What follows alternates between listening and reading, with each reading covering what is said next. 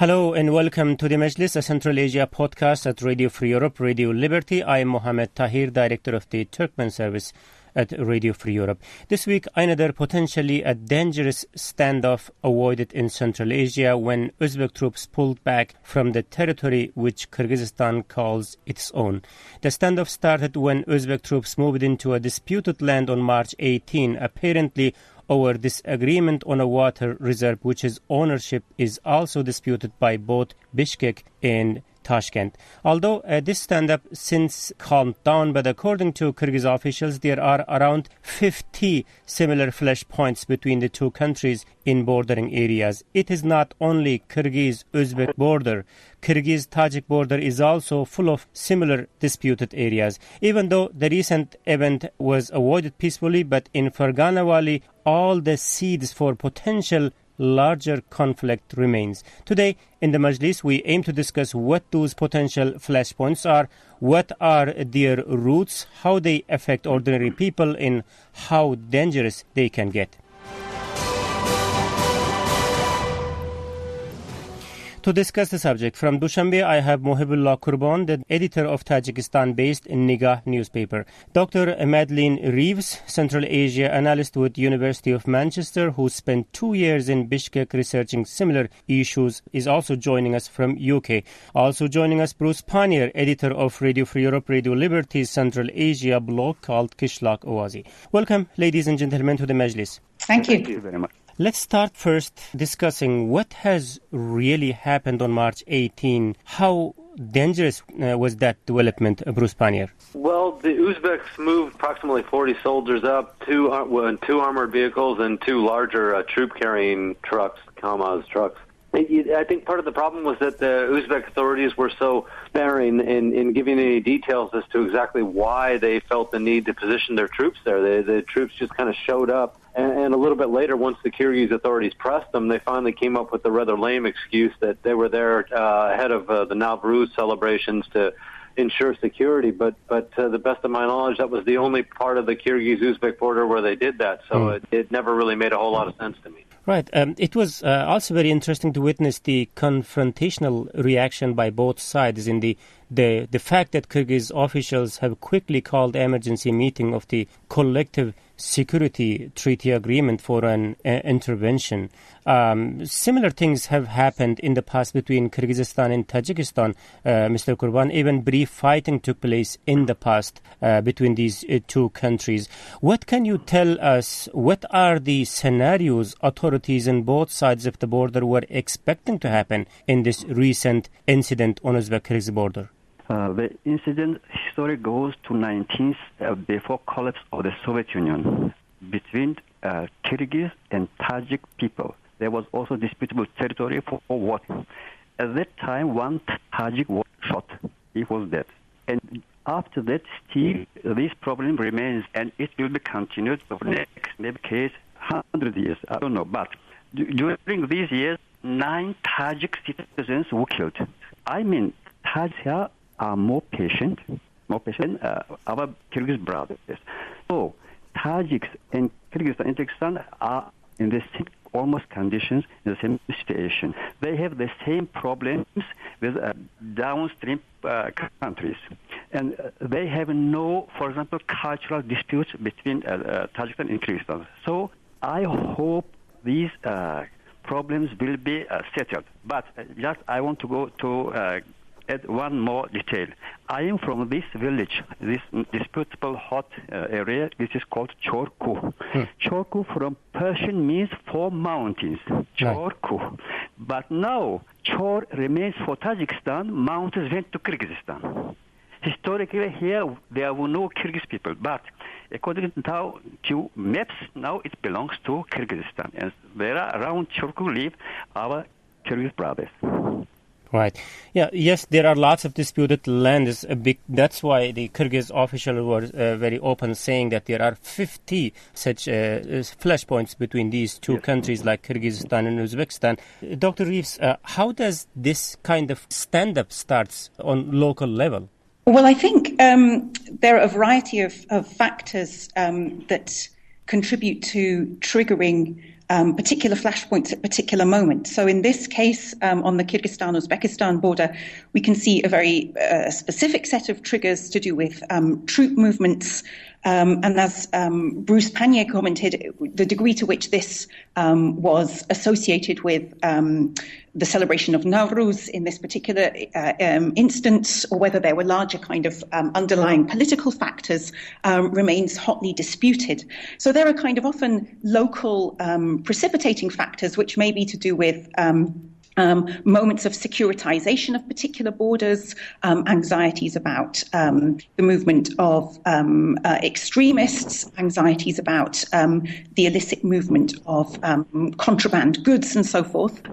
But sometimes disputes can also be prompted by local issues to do with local feelings, perhaps, that people may not have political voice, that ability is being inhibited, for instance, or that local political demands, for instance, around access to water, access to grazing lands, access to public transport, access to markets, is being hampered in some way.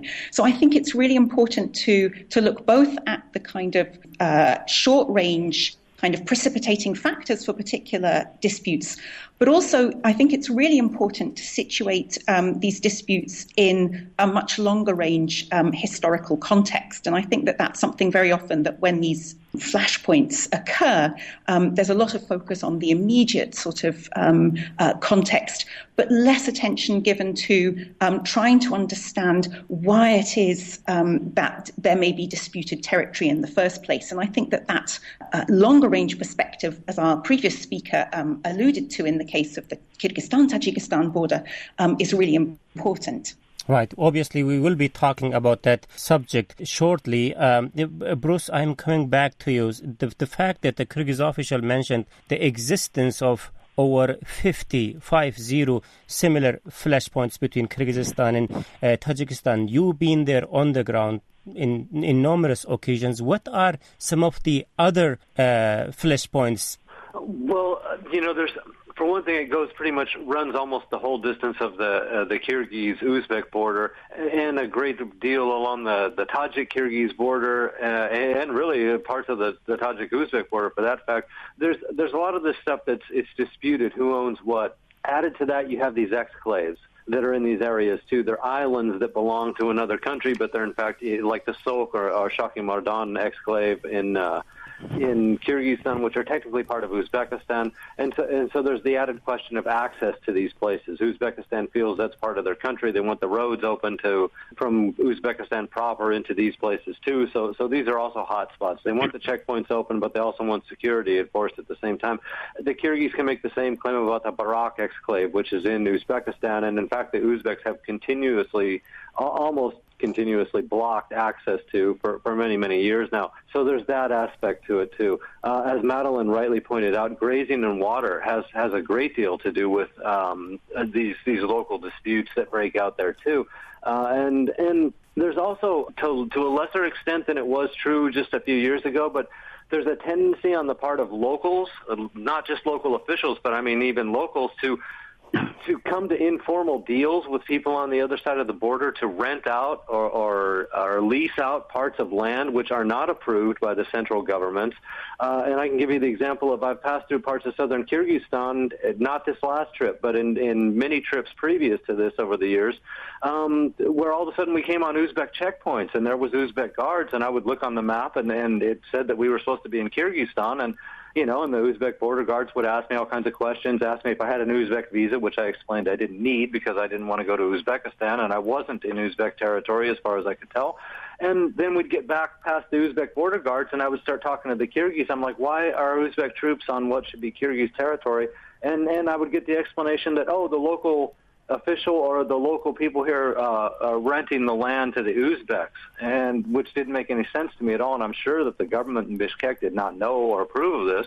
But so you got these kind of situations too. And I know, and Madeline would be able to speak more about this, or Mr. Kurban. But when I was just down in southern Kyrgyzstan, Koktash and Aksai and those places, I asked people about some of the border disputes out there, and they said, and these were the Kyrgyz, remember, that said there was cases where some Kyrgyz had decided that they were going to leave and go to Russia to find work there, and they had sold their land to Tajik citizens on the other side of the border, who, of course, once the land was vacated, decided they would move over into what was technically Kyrgyz territory and extend the land, which now they felt belonged to them because of this informal contract. And then the Kyrgyz officials would see that and say, well, you're encroaching upon our territory and it doesn't belong to you. And, of course, whatever contract, if they had a contract that the Tajiks might have had, was worthless to the Kyrgyz officials because there was no right to sell that land to them in the first place. So you got all these different issues going on top of the smuggling and, and then, of course, the constant fear of militants crossing from one part to another. Perhaps, yes, Mr. Kurban, I am coming to you. Since you are from the village which is on the border, I'm just curious, is there any sign indicating that this land belongs to that country or this country? How locals would recognize? Absolutely no sign. No delimitation, no demarcation. But I want just to mention that I heard that Kyrgyz people told that they have sold a piece of their land to Tajiks. But I say another. When I talked with Tajiks on that area, they said that they have received this piece of land from the Tajik government. It was 30 years ago, even during the Soviet times. They have built houses, planted trees. But they live in neighboring with each other. One street. In one side Kyrgyz, in other side Tajik. But at the same time, in one side of streets live both Kyrgyz and Tajik. It is very, very difficult to depart these lands, to divide, to settle, for example, here the border.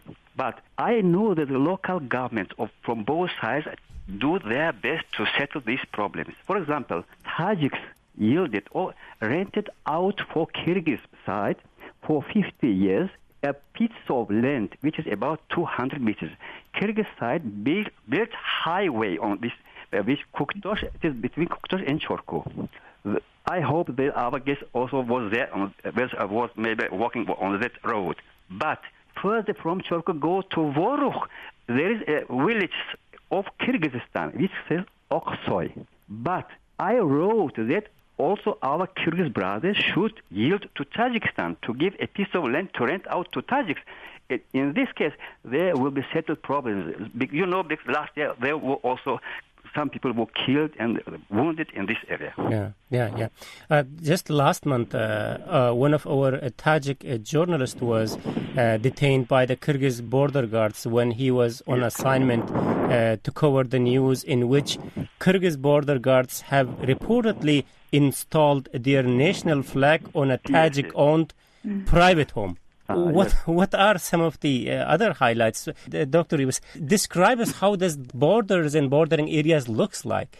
Well, I think from what we've just heard, the exchange there between Mr. Kurban and Mr. Pannier, we can see how I think this issue can so easily become very politicized. So on the one hand, we have, as Mr. Kurban said, we have very little in the way of obvious points at which you're exiting one state and entering another state, at least along this area of the Kyrgyzstan-Tajikistan border. And I think it's important to point out that in different parts of the Ferghana Valley, the situation is very different. In some cases, the border is very obviously demarcated with barbed wire and with the presence of border guards. But in the Isfara Valley, which is what Mr. Kurban was describing, where we have Charku, Varukh, Aksai, and so forth, you have this situation where the border is often very difficult. It's often difficult to tell where it is. And indeed, there are several areas where the actual location of the border is disputed. And so that creates this situation where the very question of whether land has been illegally sold, whether it has been exchanged, whether it is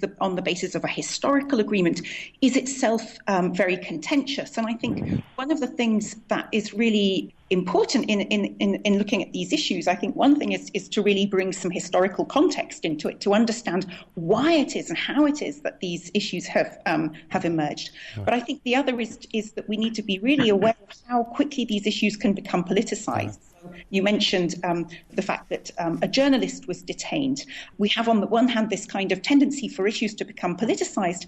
And at the same time, I think we need to recognize that there is a great deal of local concern with trying to maintain peaceful borders. In fact, there's an expression that one very often hears on all sides of the Ferghana Valley borders that we shouldn't spit in the well that we drink from. In other words, there's a recognition that people on all sides of these borders are dependent upon a shared water source, dependent on shared pastures, and that actually there are lots of local incentives towards maintaining harmonious social relations. And I think that actually very often in these moments of dispute, the tendency of journalists and of politicians is to focus on the conflict and on the contention rather than really trying to understand what are the local mechanisms that also work towards maintaining peaceful relations. Right. Let's take a short break here. When we come back, we will discuss, as you pointed, Dr. Reeves, the origin of the problem and how it has been affecting day-to-day life in the region. Let's take a short break here. Thank you.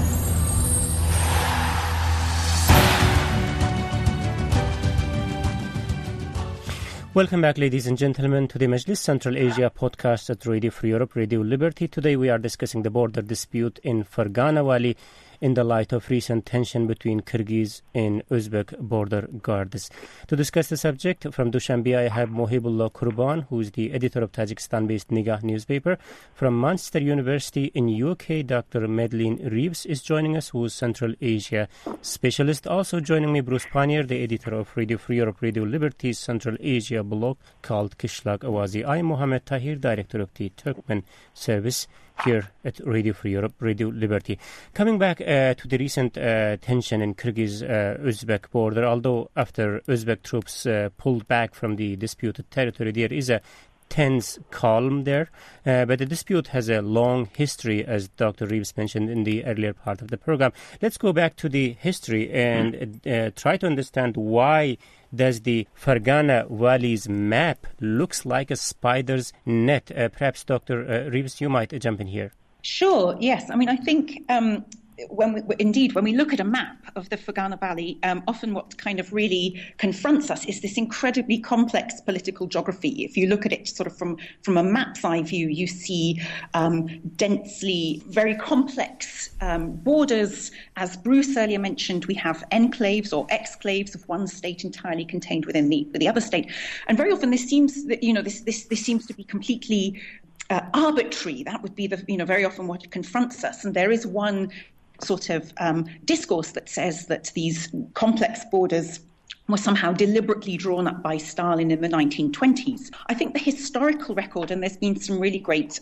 historical research done on the process of delimitation by scholars in Kyrgyzstan and by foreign scholars, I think has really shown that the process by which these borders emerged is in fact much more complex, that you had a whole series of interacting kind of processes of negotiation between Moscow-based elites, those in the Republican capitals, and local officials and local elites, which produced the sort of broad outline of the Republican Soviet borders in the 1920s and into the 1930s.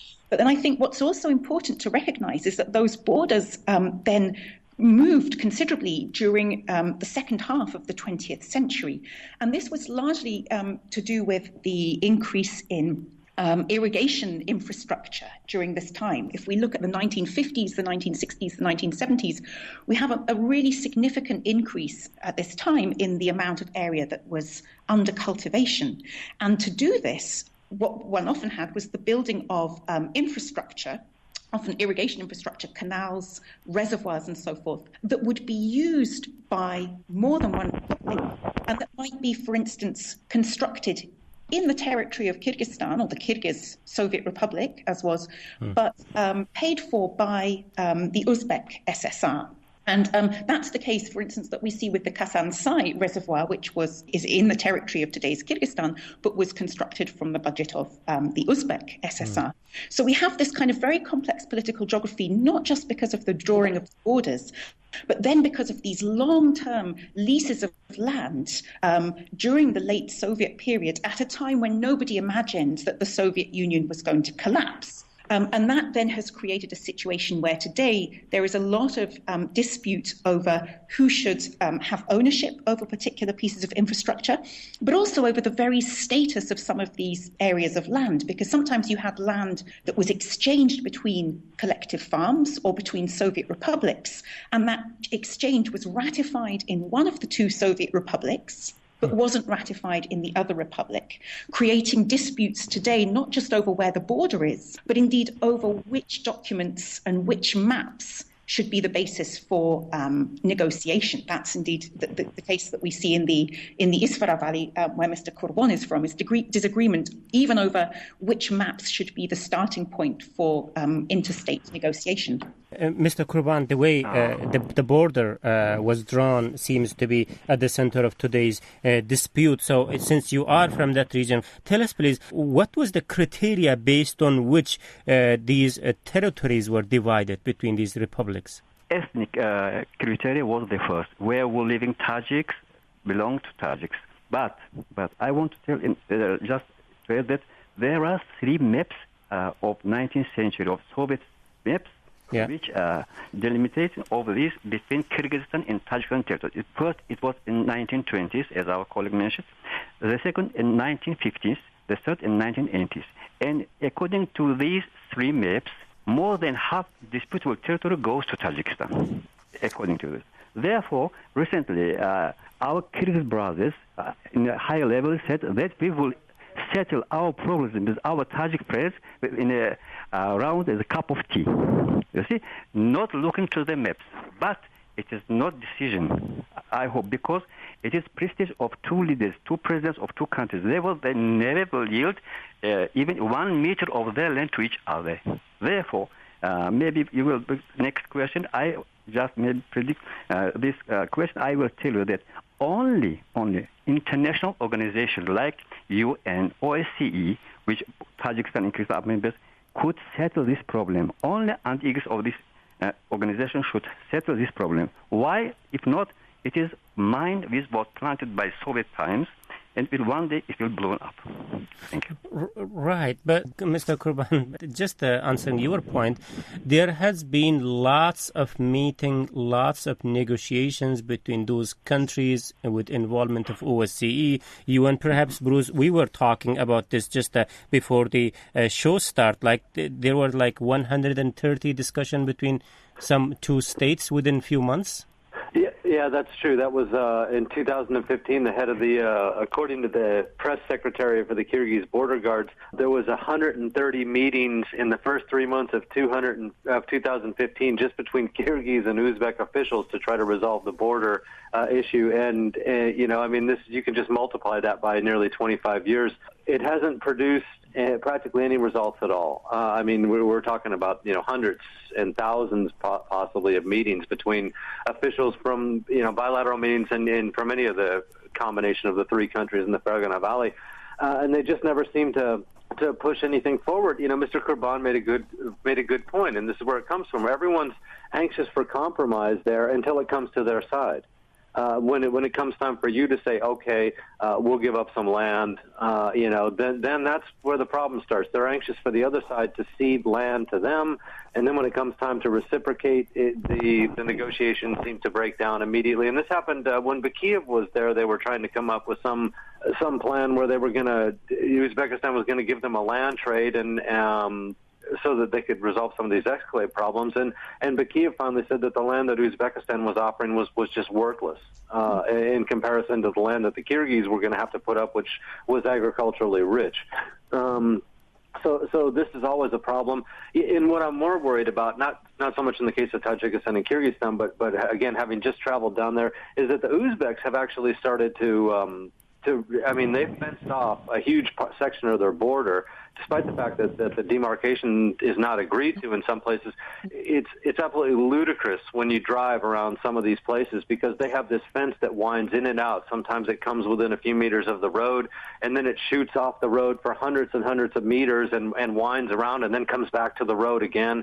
And they've dug ditches on the other side of their fence, as a further security measure. So they've actually gone ahead and started demarcating what they believe to be the border. But again, this is still in dispute. Right.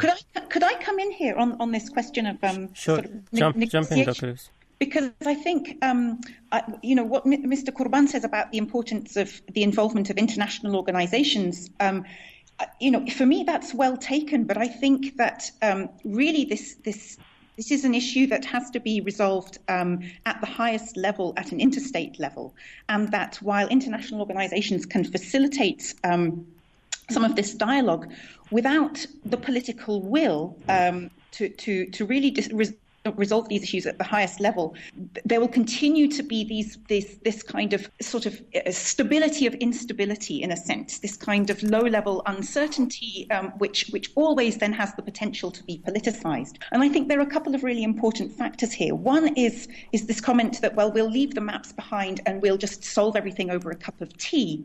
My sense is that without really addressing the historical and the legal issues and the historical and legal disputes, there will always then be the potential for feelings of grievance or of opinions not having been taken into consideration.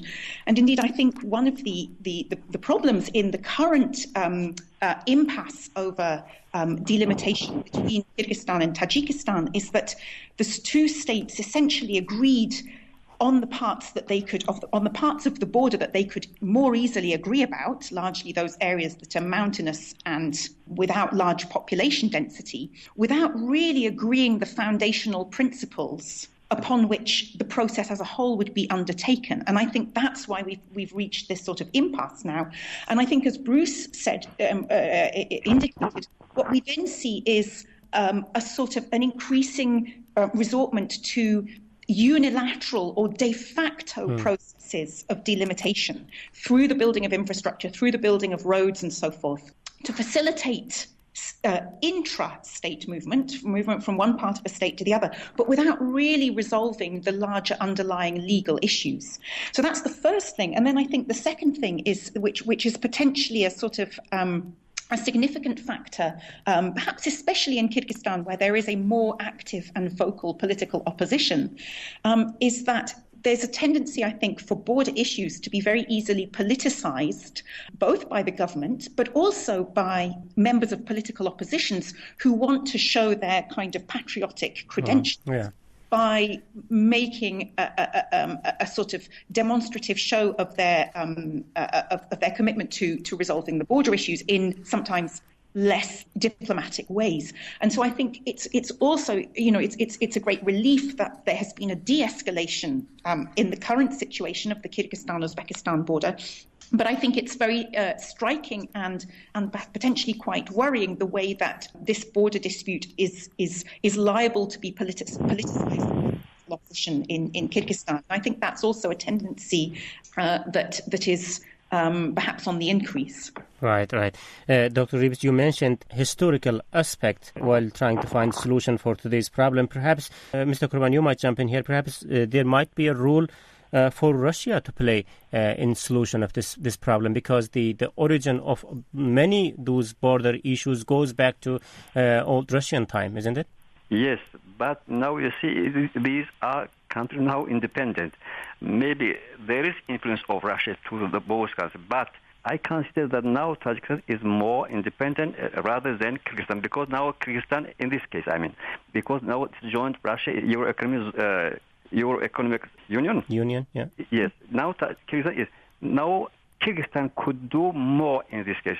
Now our colleague mentions that there is a strong opposition in Kyrgyzstan, but it is, I think, positive for their country, because the opposition can urge their government in this case to settle this problem. But unfortunately, in my country, everybody looks to only one mouth. This is a problem now, because our Kyrgyz brothers are very active in this case. Their media, politicians, government, parliament are very active. And it seems, because of this, it seems that we are more silent in this case. And it seems that Tajikistan loses its territory in future. If in this case will go in future. Right. Bruce Pannier, finally to you. All we agree that the discussion is the only solution, only way to go forward. If that is the case, and already lots of discussion being held, lots of agreements being signed, what are the elements missing from those discussions? Lack of goodwill and honest and intentions for honest negotiations, total lack of ability to compromise and figure out a way and understand that you got to give something to get something. This has been, like I said, if you look at how much of the border has been demarcated, I mean, Madeline made a good point that it's easy. The places where no one lives, where there's worthless land that's of practically no value, are easy to say, yeah, fine, the line's here.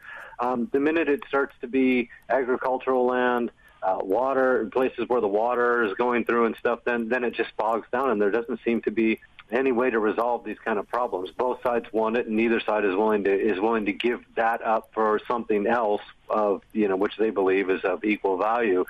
So this is one of the problems. I'm not even sure, as much as I'd like to believe that having a third party involved in this would help out.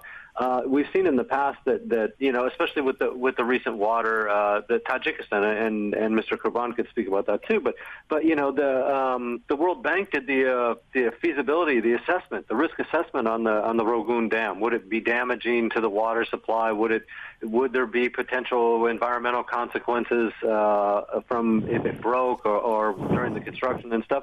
And they concluded that it actually would be. And the Uzbek government had previously said that we'll accept the findings of the World Bank once they do that. And the minute the World Bank said it's not a danger to Uzbekistan or its agriculture, the Uzbek government rejected it and said they don't know what they're talking about. And I think the border situation would be exactly the same, where as long as someone was getting what they wanted, they would say the OSCE, the UN, whatever's doing a great job. And the minute they said, but you have to give up this part, they would say you don't know what you're talking about. It's too bad because, we talked a lot about the Soviet and the Russian influence on this, but, some of these stuff, and Madeline would certainly know this better than me, again, some of these things go back even further than that. These are an old people, and they'll tell you that their great-grandfather used to live there, which is now part of the neighboring country and not their own country, and everyone remembers this stuff. So there's also that aspect on top of it. I mean, some of these land claims go back hundreds of years, and no one forgets about it, and that's going to be a problem, demarcating the border. Right, Bruce. Thank you very much, Bruce. Leaders continue to fight, but people are the ones who suffer from this problem. With this, we should wrap up the discussion, but forgive my curiosity, Mr. Kurban, since you mentioned your village is from that region. For example, if a sheep runs away from your village towards Kyrgyzstan, what happens? I hope it will not happen because leaders of Turkmen are too smart to settle this problem. But it will take very, very long time. And to the previous question, I'll only want to add that there is in different nations we need for settle all this problem. Or not Russia. Russia is interested country in this problem. Therefore, I think again UN or OSCE. You see, between China and Japan, there is a island problem for 100 years. It is still a problem. Therefore, I consider that only through talks, patience, and involving of international relations, these problems will be settled. Correct. Could I just add something very shortly about resolving these disputes? Because I think one thing that's really appeared in this conversation is also that there is a lot of local knowledge about living together peacefully. And I think very often from my research, and I've spent a lot of time conducting research in the Ferghana Valley and talking to ordinary people in villages, very often I think there's a great deal of local knowledge, both about where you might resolve particular territorial disputes and about these historical exchanges of land. And very often I think local people feel that they are marginalized from or excluded from these processes of interstate negotiation. And I think a really important aspect of resolving these issues would be to really have the kind of dialogue in this process that would involve local village elders, for instance, men and women, who have the kind of local knowledge about the history of these regions, but also about living together peacefully, that could be, I think, scaled up to a national level. Right. Thank you. Thank you very much, Dr. Madeleine Reeves, a Central Asia specialist and lecturer at the University of Manchester in UK. Also, big thanks goes to Muhibullah Kurban, the editor of Tajikistan-based Nigah newspaper from Dushanbe, and Bruce Pannier, the editor of Radio Free Europe, Radio Liberty's Central Asia blog called Kishlak Awazi, for joining the debate today. And this is it from me, Mohammed Tahir, director of the Turkmen Service at Radio Free Europe, Radio Liberty.